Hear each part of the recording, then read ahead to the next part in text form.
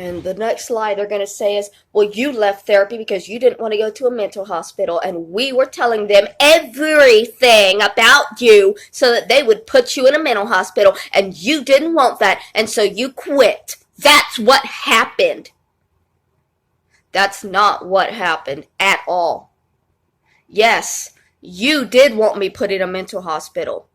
Thousands of you tried to have me put in a mental hospital, but my therapist and my doctor are smarter than you. And they knew that a mental hospital would not be a valid option for me.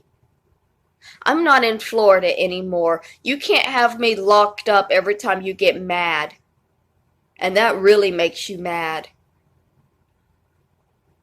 In California, it's not as easy to have somebody put in a mental hospital against their will. I have a lot of fear, a lot of trauma based around mental hospitals because of the way Florida does it. So when my therapist and the director of the mental health center came to me with these emails they were receiving, they asked me if I would like to go to a mental hospital for a little bit, if it would help me. And I told them that it would not. And that was the only discussion there ever was about me going to a mental hospital. Period. If it's not helpful, they're not going to do it to you. And after that, I continued seeing my therapist for about 3 months. See, y'all emailed and you emailed and you emailed, and after she refused to lock me up, you kept emailing. You kept on. You kept on and you kept on. And they didn't show me all of the emails, but they let me know that it was still continuing week after week after week when I went in for services. And a couple of months later, my therapist left. Now, I don't know why my therapist left. She left the center. I assumed that she couldn't handle the death threats that she was receiving on my behalf anymore.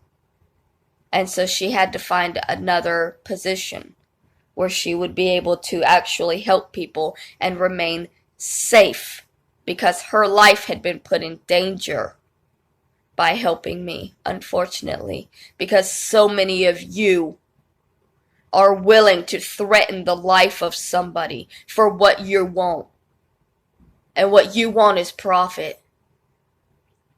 But anyways, for 3 months you people antagonized this woman, messaged her, emailed her, threatened her, harassed her, until she finally quit her job and left the medical center where she was working and went on to something else.